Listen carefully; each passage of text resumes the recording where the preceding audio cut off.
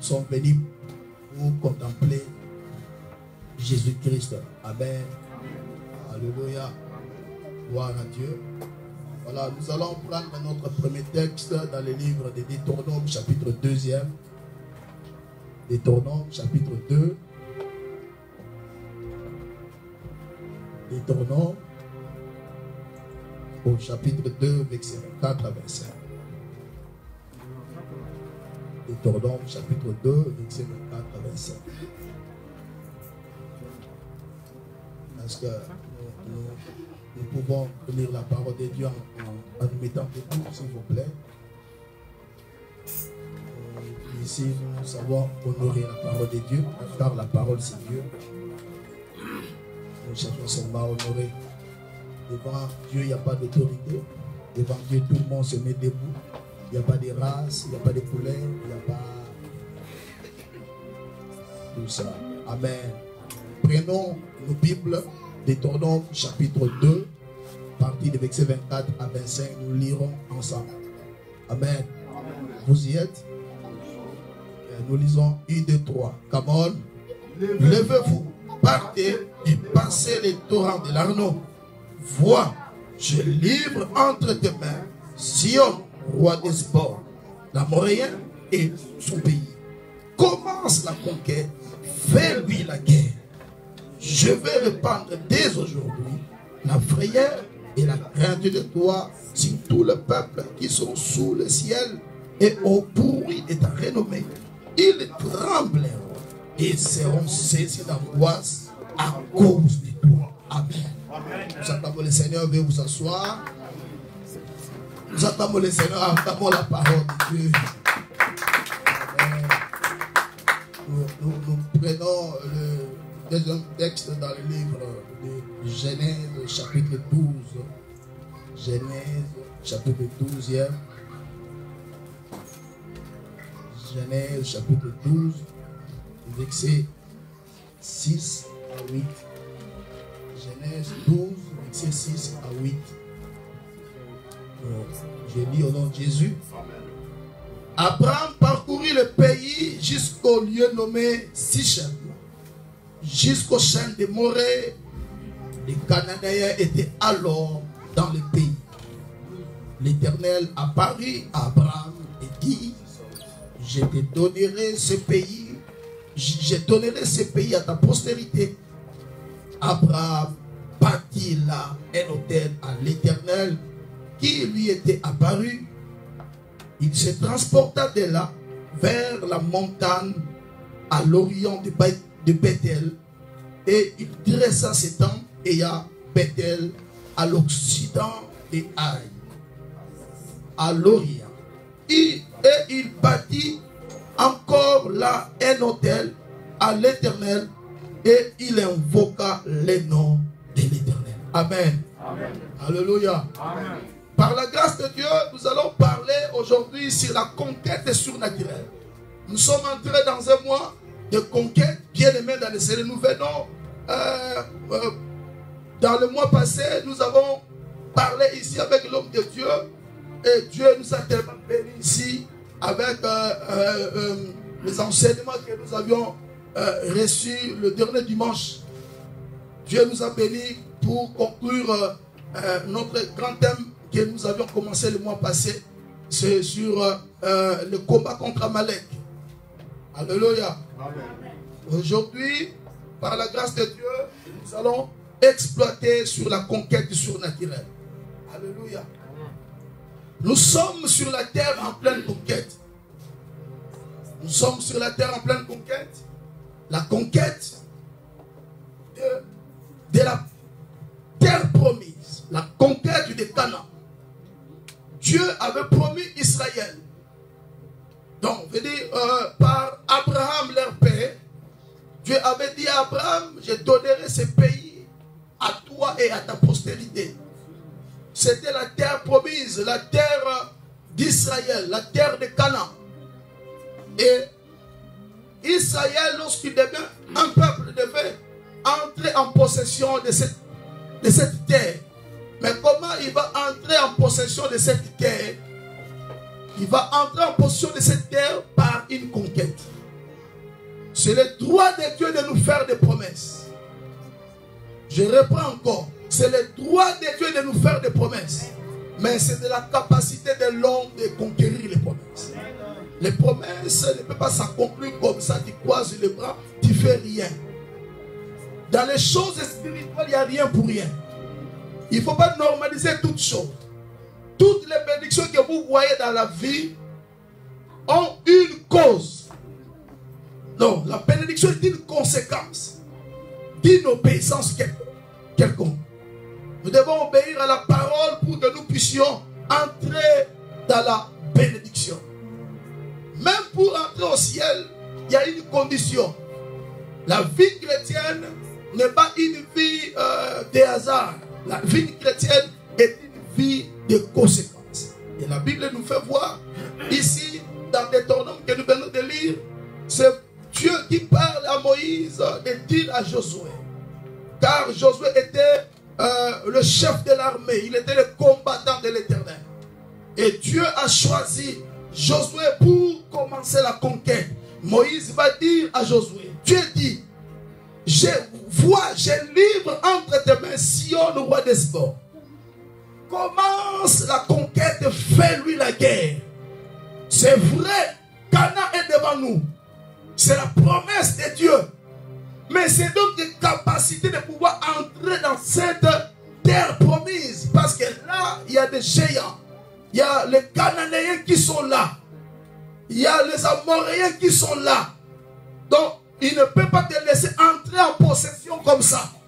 Tu dois au préalable avoir une vie de sacrifice, une vie surnaturelle. Vous voyez, bien aimé dans le Seigneur, beaucoup de chrétiens ignorent beaucoup de choses aujourd'hui. Ils pensent que la chrétienté c'est comme le mysticisme. Non, bien aimé. Même dans le monde mystique, il y a aussi des choses à faire. Parce qu'il n'y a pas de succès sans le sacrifice. Alléluia. Dis Amen. Amen. Soyez avec nous, nous allons développer. Amen. Amen. Alléluia. Amen. Dis Amen bien. Amen. Abraham était conscient prophétiquement qu'il devait entrer en terre promise. Il était averti par l'esprit prophétique, par l'Éternel, d'entrer en terre promise. Et Dieu avait sorti Abraham dans son pays, en Chaldée, en Mésopotamie. Dieu l'a dit, sors de ta patrie, sors de la maison de ton père, pour aller là où moi, Dieu, je t'indiquerai. Abraham allait à la conquête de la terre qu'il ne connaissait pas. Abraham allait à la conquête de lieux où il n'a jamais vu. Mais Dieu l'a dit, sors de ta patrie pour aller. Abraham avait obéi à la voix prophétique et il continuait ses marches sous l'inspiration divine. Prophétiquement parlant, lorsqu'il est arrivé à la terre promise pour la première fois, et Dieu dira à Abraham dans Genèse que nous venons de lire, chapitre 12, et Dieu dit à Abraham, cette terre je te donnerai à toi et à ta postérité. Alléluia. Amen. Et Abraham a fait ce que nous appelons la conquête spirituelle. C'est vrai, Dieu a donné la promesse. C'est vrai, Dieu nous a fait des promesses. Mais il y a des choses que nous devons faire. Abraham a fait quelque chose. Lorsqu'il est arrivé dans la terre promise, il a fait quelque chose. Et là, Abraham a bâti un autel. Dis après moi, l'autel. Encore plus fort, l'autel. Encore plus fort, l'autel.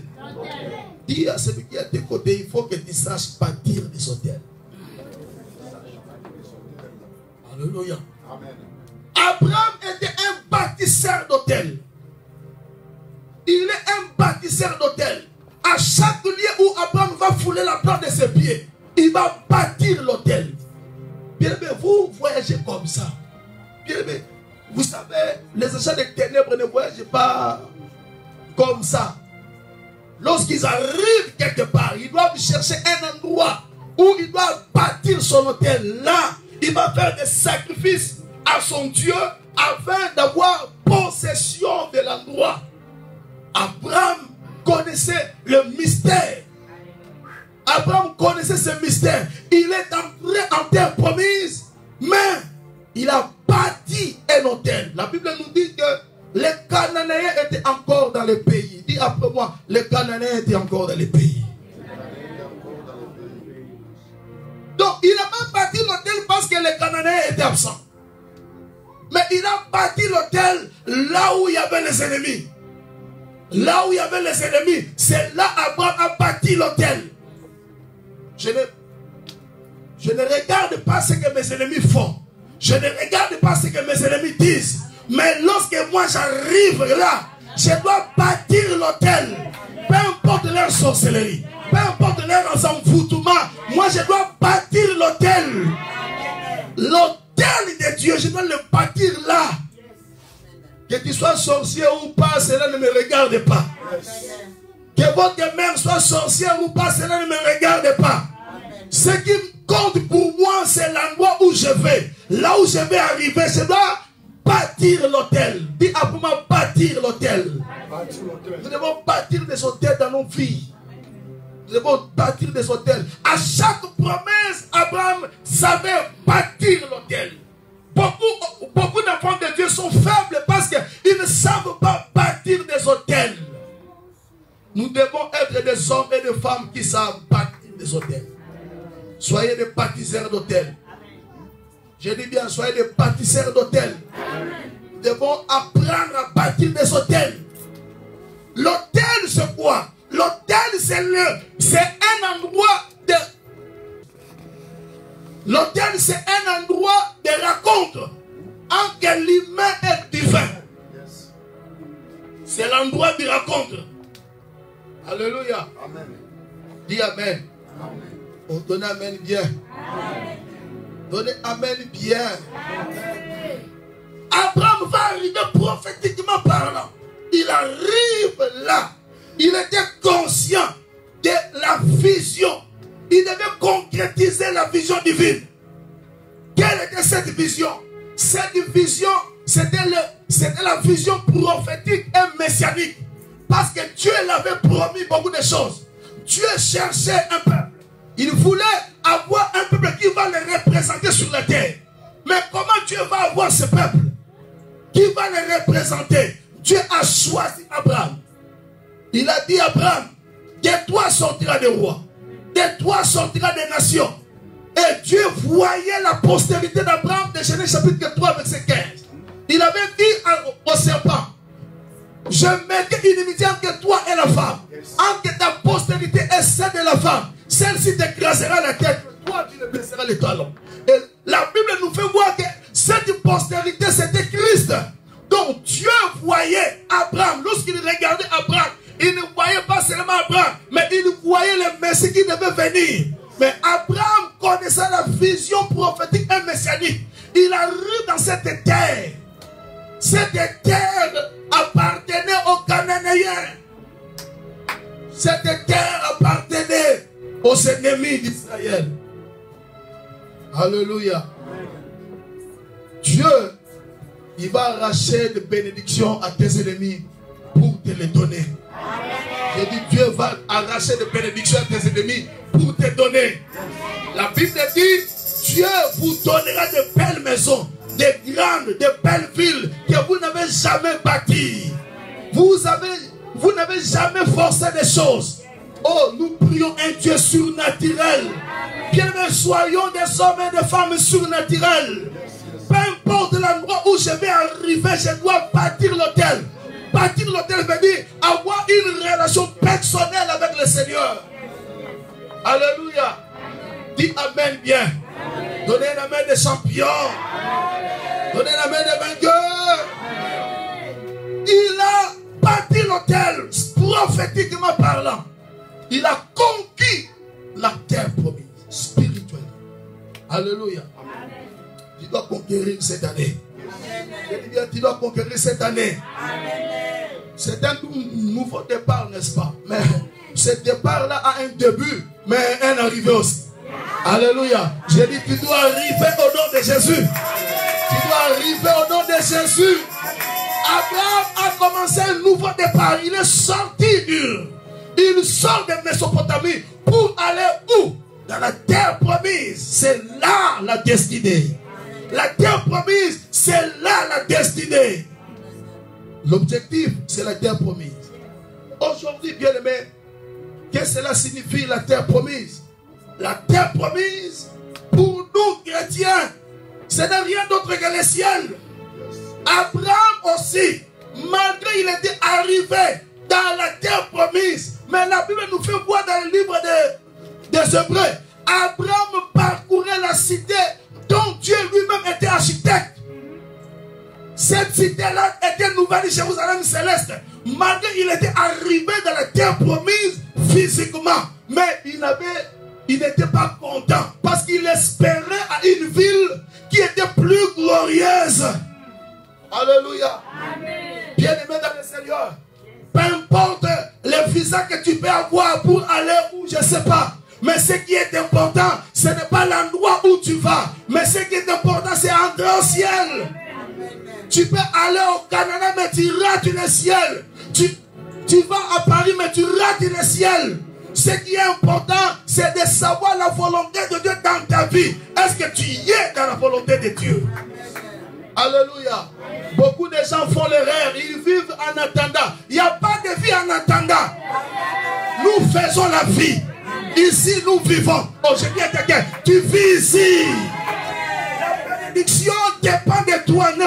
La bénédiction ne dépend pas de l'endroit, mais de toi. La Bible dit Abraham qui suivait la vision divine, la foi prophétique, il arrive là, il bâtit l'autel. C'est là, Dieu s'est apparu.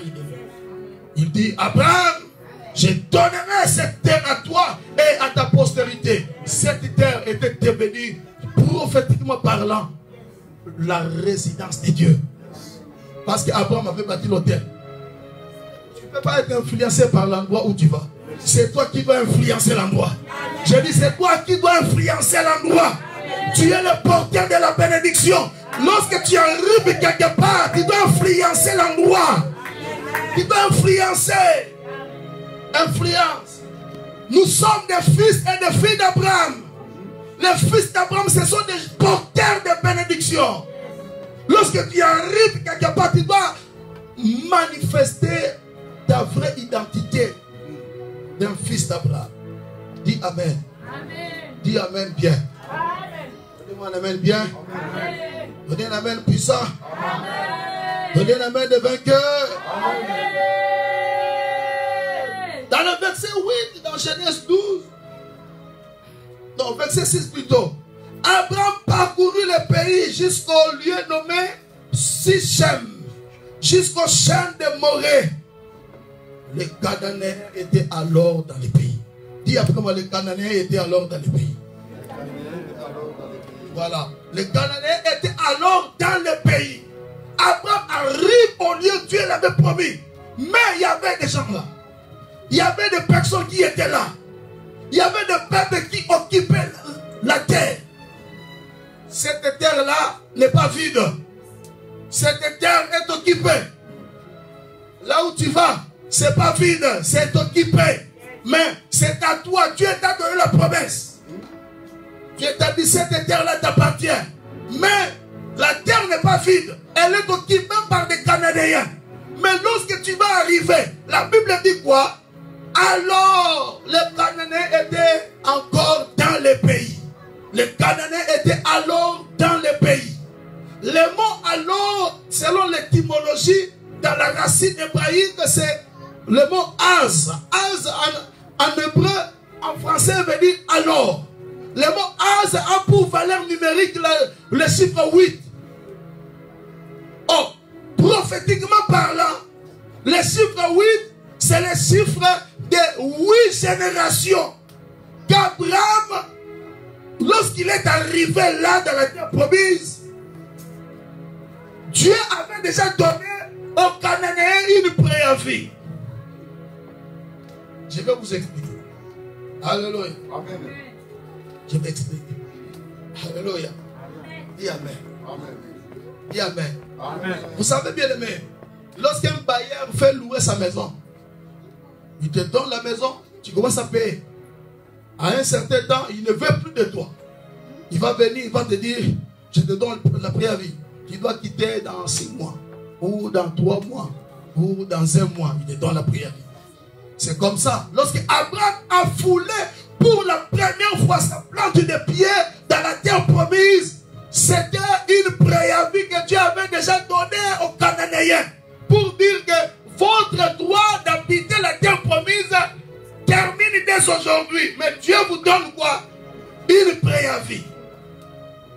Il leur donne une préavis. Parce qu'Abraham, en lui, Israël n'était pas encore sorti. Il fallait que Israël devienne un peuple. Et Dieu a donné une préavis de 8 générations. Abraham, Isaac, Jacob, Lévi, Kéal, Amram, Moshe et Josué.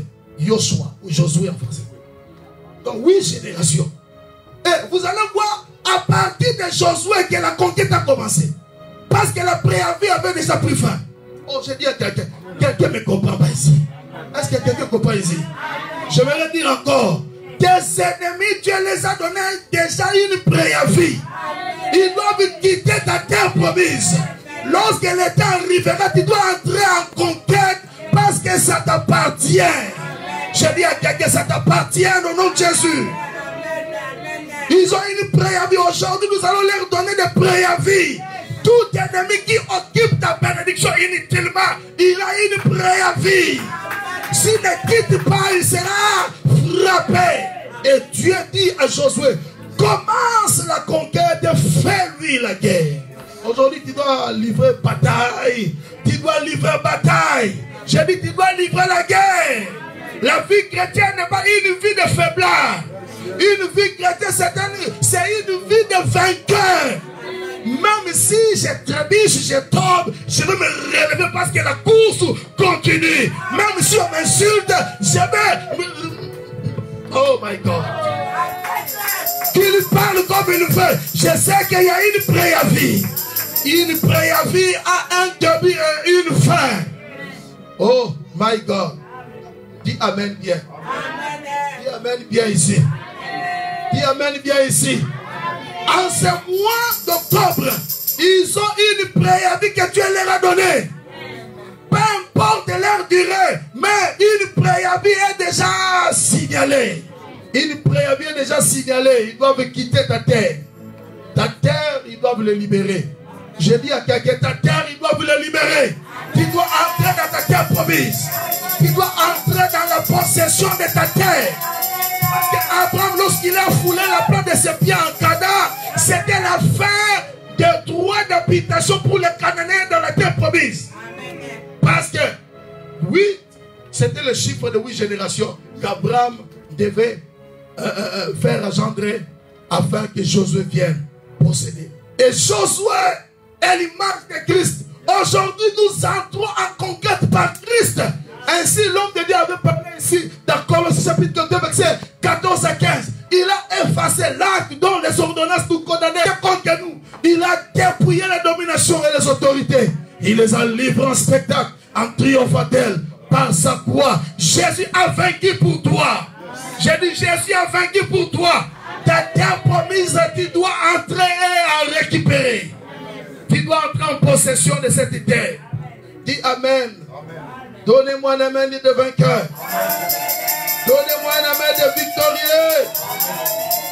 Donc, leur droit d'habiter la terre promise était déjà fini. Dis après moi, c'est fini. Encore plus fort, c'est fini. S'ils l'osent encore, ils vont mourir. J'ai dit, ils vont mourir. Oh my God. Dieu dit, commence la conquête, fais-lui la guerre. Il dit, car je répands dès aujourd'hui ton frayeur et la crainte de toi. Parce que tu as l'onction. Oh, je parle aux hommes et aux femmes qui ont l'onction ici. Tu as l'onction pour conquérir. Tu arriveras là. Peu importe leur combat, peu importe leur sorcellerie, peu importe leur sortilège, j'ai dit tu arriveras. Aujourd'hui tu vas recevoir l'onction. L'onction des conquêtes pour que tu arrives. Oh, même si on avait bloqué ta vie, on avait bloqué ton mariage et ton voyage, on avait bloqué tout. J'ai dit à quelqu'un, l'onction de conquête de Joshua est ici. Tu y arriveras. Josué qui a dit, commence la guerre, commence la conquête, fais-lui la guerre. Fais la guerre. Nous devons faire la guerre. Nous devons faire la guerre. La vie chrétienne n'est pas une vie de faiblard. C'est une vie de victorieux. C'est une vie de combattant. Est-ce qu'il y a-t-il des combattants ici? Oh, je ne vois pas. Si tu es combattant, dis Alléluia. Encore plus fort, Alléluia. Nous sommes des combattants de Christ. Nous sommes des combattants. Et Abraham, il arrive là. Il va bâtir l'autel. Là où il y avait les ennemis. Il va bâtir l'autel. Alléluia. Dis Amen. Amen. Encore Amen. Amen. Encore Amen. Amen. Je vais parler de 3 hôtels dont Abraham avait bâti. Les 3 hôtels. Abraham avait bâti. Les 3 hôtels qui est les 3 étapes de la vie chrétienne, de la vie d'un conquérant. Les 3 étapes de la vie d'un conquérant.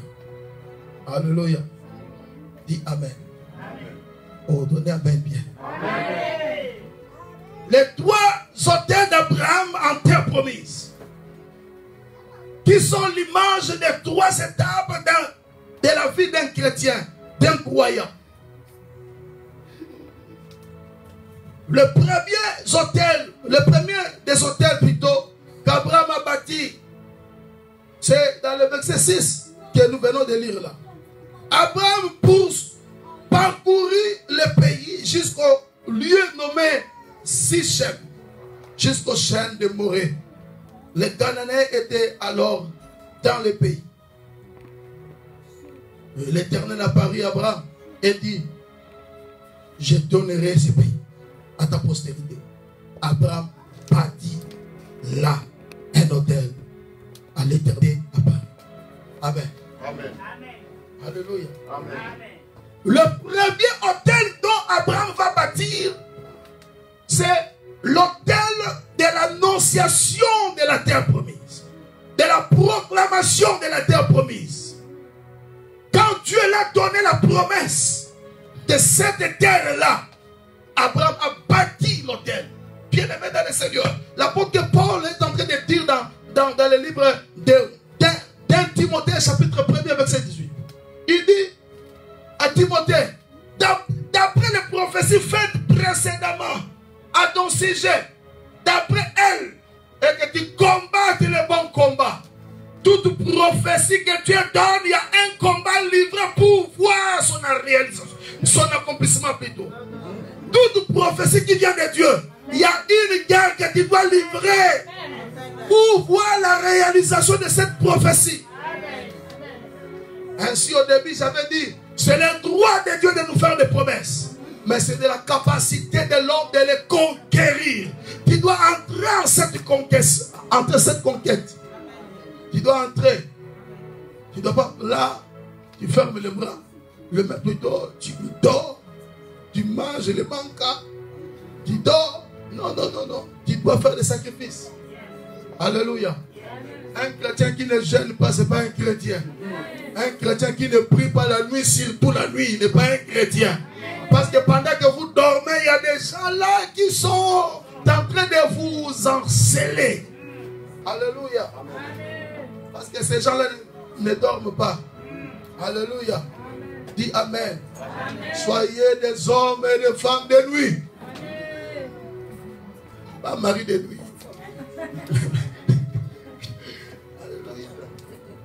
Des nuits de prière. Il faut terminer sinon. Ça va aller loin. Le pasteur a dit il faut que nous soyons des hommes de nuit. Amen. Que Dieu nous aide. Amen. Abraham a bâti un hôtel lorsqu'il a eu la promesse. À chaque promesse, Abraham savait bâtir des hôtels. À toute promesse, Dieu lui a dit ceci. J'ai bâti l'hôtel. L'hôtel veut dire le sacrifice. Il donne le sacrifice dans cet endroit-là. l'endroit de l'apparition, de la visitation. Alléluia. Dis Amen. Amen. Dis Amen bien. Amen. Combien de fois tu as bâti l'autel? Combien de fois tu as été visité et tu as scellé cette promesse? Lorsque Jacob parcourait plutôt, la Bible dit, lorsqu'il arriva en cet endroit qu'on appelle Luz, il dort. Lorsqu'il dormait, il a vu la vision de l'échelle. Une échelle qui s'appuyait de la terre jusqu'aux cieux. Et il a vu là devant, au-dessus de l'échelle, l'apparition de Yahweh. Yahweh qui se tenait là. Et il a vu les anges qui montaient et qui descendaient. Dieu donnant des promesses à Abraham et non à Jacob. Il dit, je suis le Dieu de ton père. Le Dieu d'Abraham, le Dieu d'Isaac ton père. Ce lieu dont tu passes la nuit, je donnerai à toi et à ta postérité. Lorsqu'il se réveille, il dit, je ne connaissais pas que cet endroit est un lieu redoutable. Il a pris la pierre, il a posé, il a pris l'huile, il a fait. Il a oué l'huile, la pierre. Il a dit à Dieu, si tu me bénis, si tu accomplis, lorsque je reviendrai, je donnerai ma division. Je donnerai mes sacrifices ici. Le sacrifice des fils et des filles d'Abraham, ce sont des hommes et des femmes de sacrifice. Des hommes et des femmes de sacrifice. Alléluia. Amen. Même si vous ne voulez pas que nous puissions parler de la dîme, mais il faut les sacrifices. Sacrifice. C'est important. Bien-aimés dans le Seigneur. Attention aux réseaux sociaux. Attention aux faux enseignements qui empêchent les chrétiens d'être bénis. Bien-aimés, la vie chrétienne, il n'y a rien pour rien. Nous devons être des hommes et des femmes de sacrifice. Si nous voulons vivre, les portes s'ouvrir, il faut que nous soyons des hommes de sacrifice. Il y a d'autres qui disent, non, quand vous donnez, vous enrichissez le pasteur. C'est un mensonge de Satan pour vous empêcher d'être béni. Alléluia. Amen. Dis Amen bien. Donne Amen bien ici. Donne Amen bien ici. Il y a une sœur qui m'avait dit, oh non, il y a un frère qui a dit, oh non, lorsque vous allez revenir d'ici, le pasteur vous attend pour avoir vos dîmes. Vos dîmes. Alléluia. Vous voyez des gens comme ça, ils sont en train de bloquer les bénédictions du peuple de Dieu. Pour que les gens restent comme ça. Bien aimé dans le Seigneur, ce que vous avez à main là, ce n'est rien. Si vous n'associez pas Dieu, si vous n'associez pas Dieu, il faut associer Dieu. Soyons des hommes et des femmes de sacrifice. Abraham a donné les sacrifices. Jacob a promis des sacrifices. Si tu me bénis, lorsque je retournerai, je donnerai ma dîme ici. Je ferai mes sacrifices ici. Au lieu qu'on appelle le Sichem, Abraham a bâti son premier hôtel. Son premier hôtel s'appelle Sichem. Alléluia. Amen. Dis Amen. Amen. Donnez Amen bien. Amen. Donnez Amen bien. L'autel de la proclamation de la promesse. L'autel de la déclaration de la promesse. Lorsque tu reçois la promesse, tu dois livrer bataille. Poser des actes prophétiques, des sacrifices, des prières. Bien-aimé dans le Seigneur, quand tu dors, lorsque tu rêves, il ne faut pas prendre ça au hasard.